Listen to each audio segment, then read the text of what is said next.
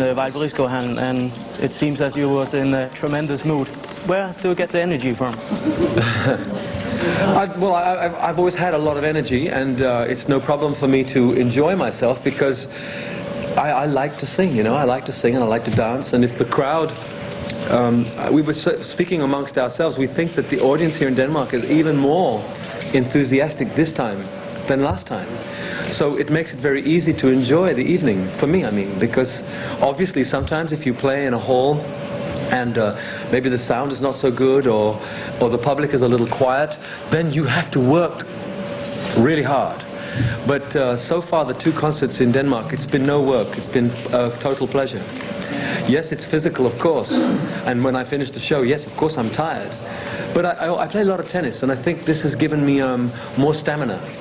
You know, if you play, I played today for 1.5 hours. Now, it'll help because it builds your muscles and you breathe better.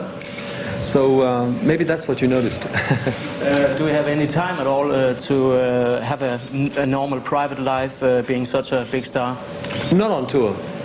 On tour it's very difficult. I mean, even today I played tennis, and then when it was finished, a lot of young people came on the court and I signed autographs and had pictures taken with people. So it's not possible on tour.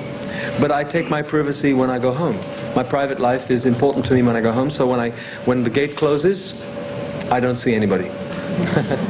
Is there anyone who means a lot to you as a person? Oh, many people. Because, you know, none of us can survive without some really good friends. And most of my friends, though, of course I work with my friends too, but the people that I socialize with outside my work are people who are not in show business. And I have 5 or 6 people that I can trust, and I can phone them. We play tennis together, we go to shows together, and it's important. So these are important people to me. Is connected in people's minds. Why did it stop? Well, because the Shadows stopped. You know, about we started in '58. Around about '68, the Shadows broke away. They just stopped playing. Hank wanted to produce people. He wanted to make his own albums. Brian Bennett, who is now a very successful writer of themes for television and some movies. In fact, he won a very big award this year, the Ivor Novello Awards, for his theme music for a TV show. So they all began to do different things. And of course, I wanted to continue my career, so I formed my own band, and I travel with them every year. Sometimes the Shadows come together, and sometimes we all come together. But officially, the Shadows don't really work so much. You know, Hank lives in Australia, and he loves to be out there in the open. He plays a lot of tennis. He is in England, I think, this month to make a record. Then he will go back. Then he will come back to make a tour of Britain, and then he will go away again. I cannot wait for the Shadows. I work all the time. Once you have produced a record together with Doc Aitken and Waterman, will it come anymore? I don't know. If they write a song and they think it's good for me and they send it to me, or usually they don't send songs. When I recorded that song, they phoned me and said, "We think we have a good song. Would you like to come and hear it?" So I went to the studio and they sang it to me, and I liked it. So I guess if they have a song for me, they'll phone me and say, "Quick, see if you like this song." But I will only record it if I like the song. To me, the song is more important than the beat, although the beat's also important if you're making a record. So I don't have any plans to make any more with them, but you know, I like to have hit records. So if they write me a song that I think is going to be a hit, then I would like to do it. Looking 25, do we ever get old? Oh.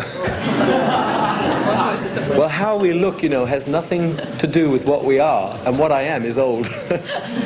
I mean, I'm 50. I think I said last night on stage that I'm really happy to be my age. Because it means that I lived with the greatest change in music that the history of music ever saw. Rock and roll became something that was so phenomenal. Many people hated it to start with. Many people said this can never be forever. And now here we are, 35, maybe 40 years on, and it's still here with us. So I feel that I was born in a time when there was history being made. So I don't mind my age. I like it very much. And we all have to be old. You cannot stay young. If I don't look 50, I'm a very lucky man. course, and in German I remember Das ist die Frage, alle Fragen. Yeah. When will we hear you in Danish records? Well, the funny thing is, I don't record in foreign languages anymore because everywhere I go, even some of the top stars from the various countries all sing rock and roll in English, and I think it's because we have finally understood that it's an English-speaking art form, and people seem to enjoy it more. I mean, if in fact they said to me, oh, like in Germany, for instance, the reason why I recorded in German was because they said, we can double the sales. Only some people buy the records in English. So I used to release the record in English, and it would be number 5 in the charts. I would release the record in German, and they would cross like this, and the German would become number 5, and the English one would come down. So we doubled the sales. But then this stopped happening. Suddenly in Germany, they bought the English record, and the German record never really made it.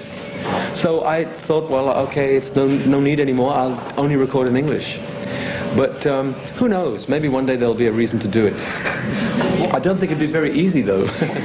What is the story about Devil's Woman? What is the story behind it? You mean the song, or? Yeah, the song Devil's Woman.